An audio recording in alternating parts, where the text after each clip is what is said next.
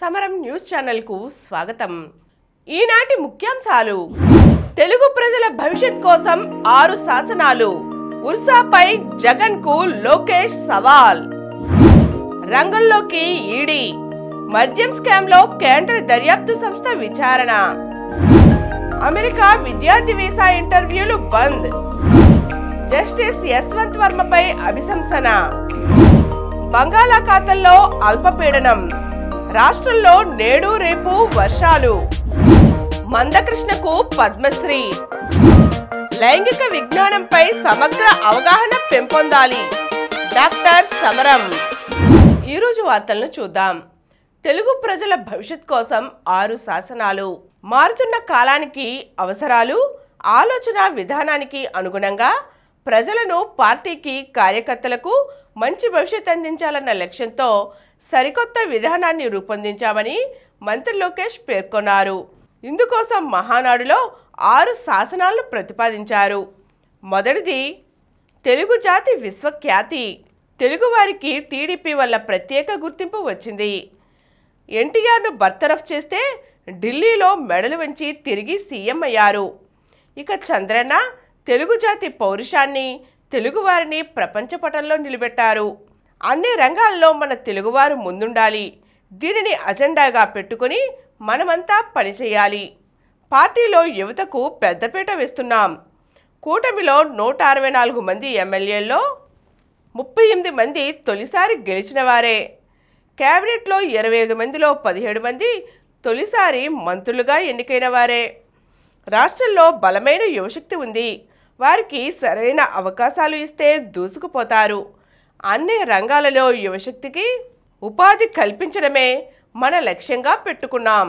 ఇక మూడవది పేదల సేవ। పేదరికం లేని సమాజం టీడీపీ లక్ష్యం। 2 రూపాయలకే కిలో బియ్యం, జనతా వస్త్రాలు, పక్కా గృహాలు, పెన్షన్ ఇచ్చింది అన్న ఎన్టీఆరే। ప్రస్తుతం దేశంలో ఏ రాష్ట్రంలో ఇవ్వని విధంగా 4000 పెన్షన్ను చంద్రన్న ఇస్తున్నారు।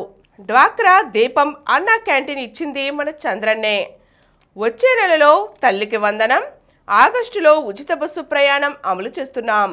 ఇక అన్నదాతకు అండగా, రైతులు లేకుంటే సమాజమే లేదనే సిద్ధాంతాన్ని బలంగా నమ్మే పార్టీ టీడీపీ। అన్న ఎన్టీఆర్ నుంచి చంద్రన్న వరకు రైతుల జీవితాలను మార్చేందుకు కృషి చేశారు। డ్రిప్ ఇరిగేషన్ నుంచి ఇరిగేషన్ ప్రాజెక్టుల వరకు సబ్సిడీలు, హార్టికల్చర్ను ప్రోత్సహించింది టీడీపీనే। అన్నదాతకు టీడీపీ ఎప్పుడూ అండగా ఉంటుంది। కార్యకర్తలే అధినేతలు, ఇది నా మనసుకు దగ్గరగా ఉండేది।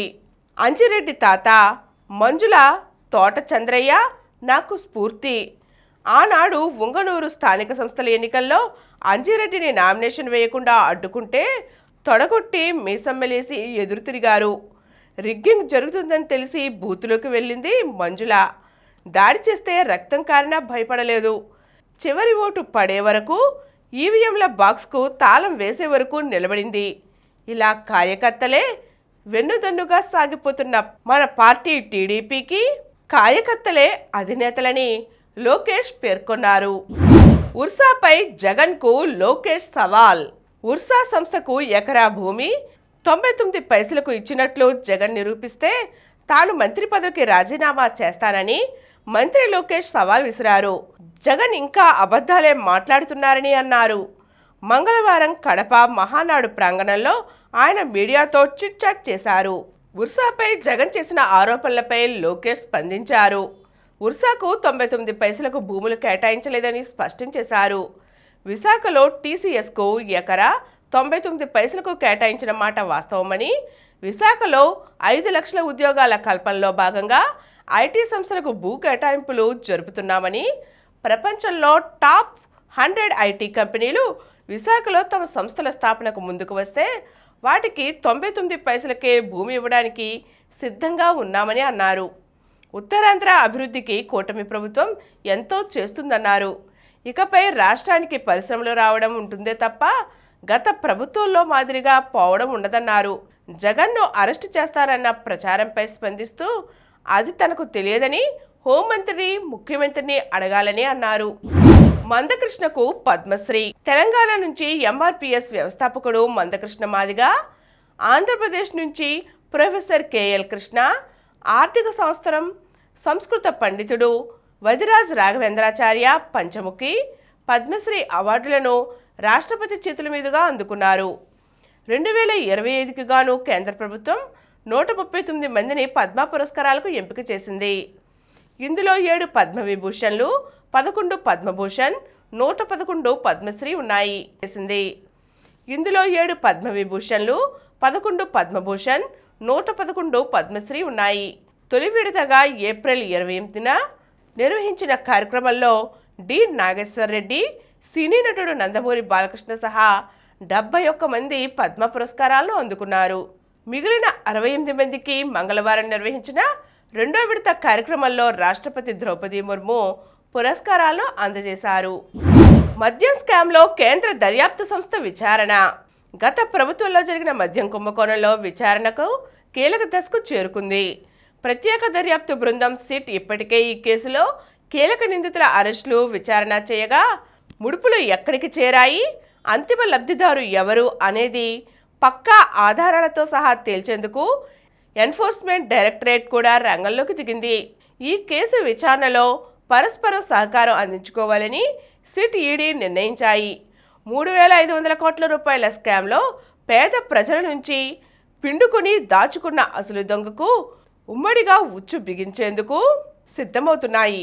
మంగళవారం విజయవాడలోని సిట్ కార్యాలయంలో ఈ దిశగా కీలక ముందడుగు పడింది. రాష్ట్రంలో నేడు రేపు వర్షాలు. నైరుతి రుతుపవనాల సీజన్లో ఈ ఏడాది వర్షాలు పుష్కలంగా కురవనున్నాయి. జూన్ నుంచి సెప్టెంబర్ వరకు 4 నెలల సీజన్లో తూర్పు భారతంలో కొన్ని ప్రాంతాలు, ఈశాన్యంలో ఎక్కువ ప్రాంతాలు, వాయవ్యంలో జమ్మూ కాశ్మీర్ మినహా దేశంలో మిగిలిన అన్ని ప్రాంతాల్లో దీర్ఘకాల సగటుకు 106% వర్షపాతం నమోదు కానుంది. ఈ మేరకు నైరుతి రుతుపవనాల సీజన్కు రెండో దశ అంచనా బులెటిన్ను భారత వాతావరణ శాఖ ఐఎండీ విడుదల చేసింది. 4 నెలల దీర్ఘకాలిక సగటులో ఈసారి 105% నమోదవుతుంది.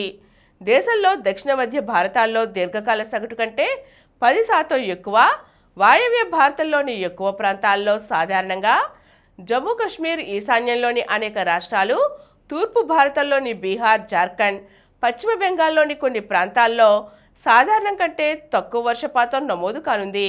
తమిళనాడులో సాధారణం కంటే ఎక్కువ, కేరళ, దక్షిణ ప్రాంతంలో తక్కువ వర్షపాతం నమోదవుతుందని తెలిపింది. ఇక ఏపీలో నైరుతి రుతుపవనాల సీజన్లో మంచి వర్షాలు కురుస్తాయని ఐఎండీ తెలిపింది. రాష్ట్రంలో పెరుగుతున్న కోవిడ్ కేసులు. రాష్ట్రంలో మంగళవారం ఒక్కరోజే 4 కోవిడ్ పాజిటివ్ కేసులు వెలుగులోకి వచ్చాయి.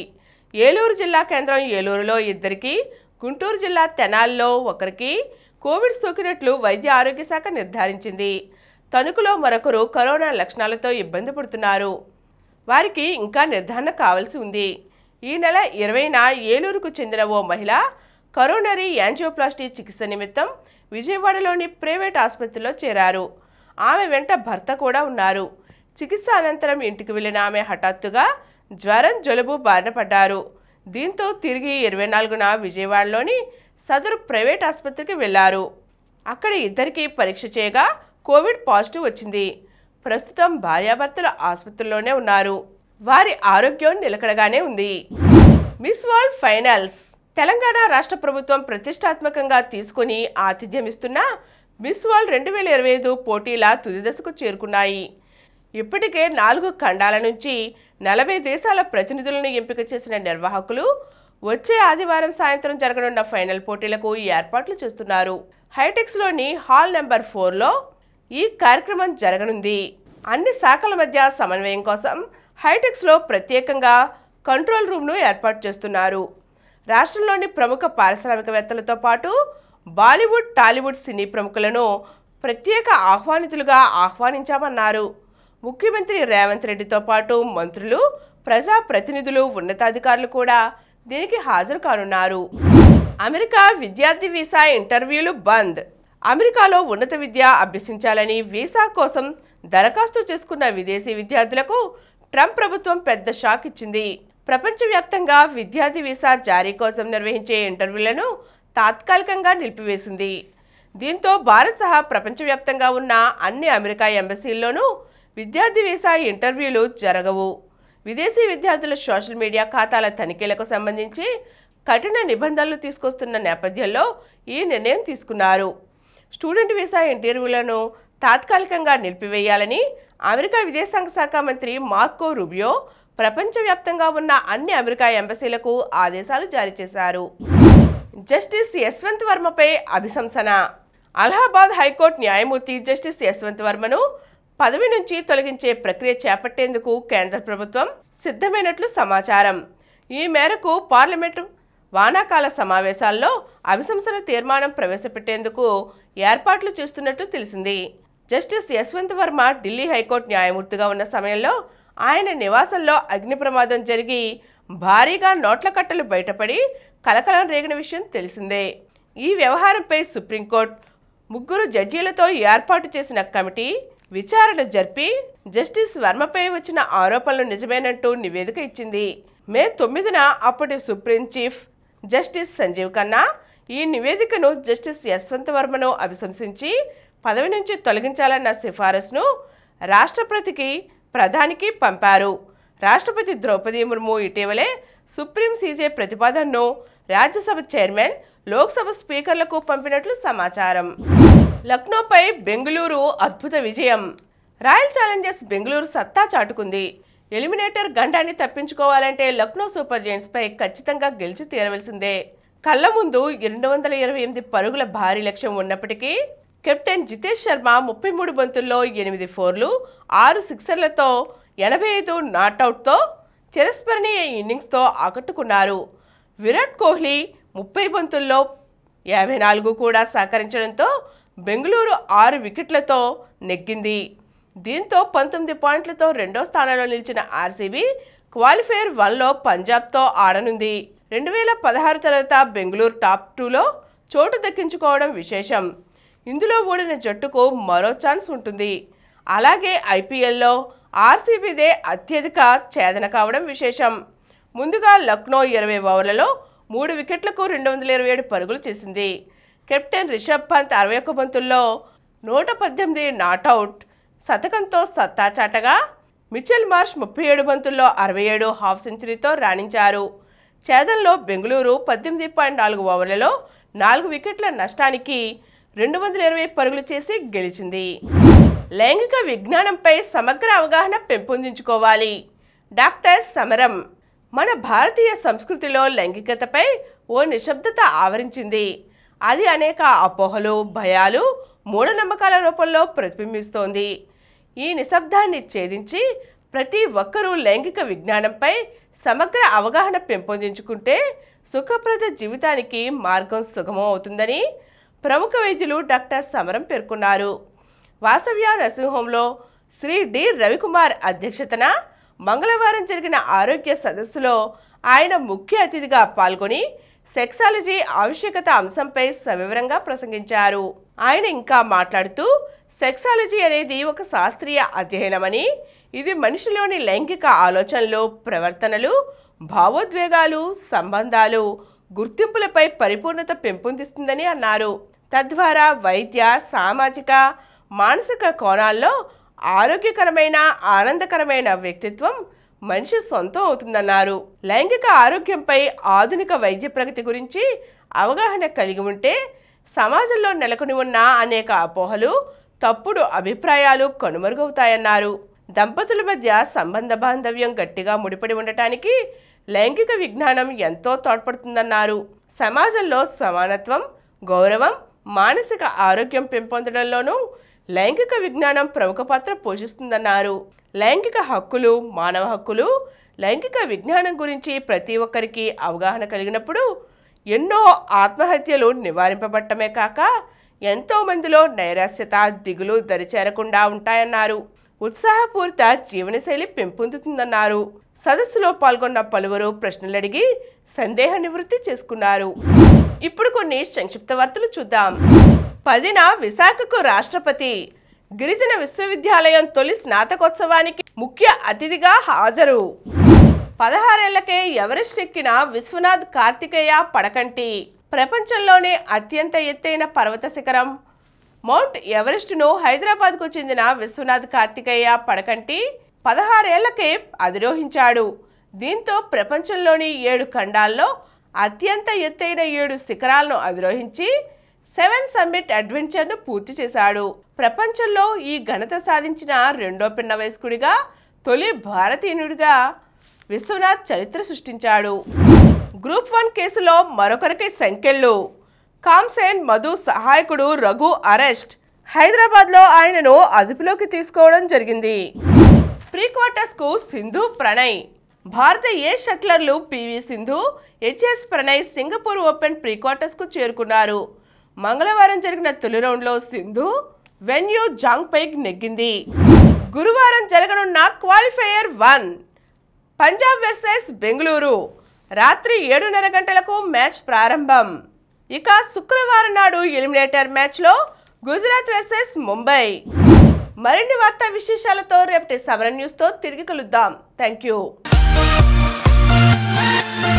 ప్రతిరోజు వార్తా విశేషాల కోసం అనతి కాలంలోనే 20 కోట్లకు పైగా వ్యూస్ సాధించిన సమరం ఛానల్ సమర్పించు సమరం న్యూస్ ఛానల్కు సబ్స్క్రైబ్ చేయండి, లైక్ చేయండి, మీ ఫ్రెండ్స్కి షేర్ చేయండి.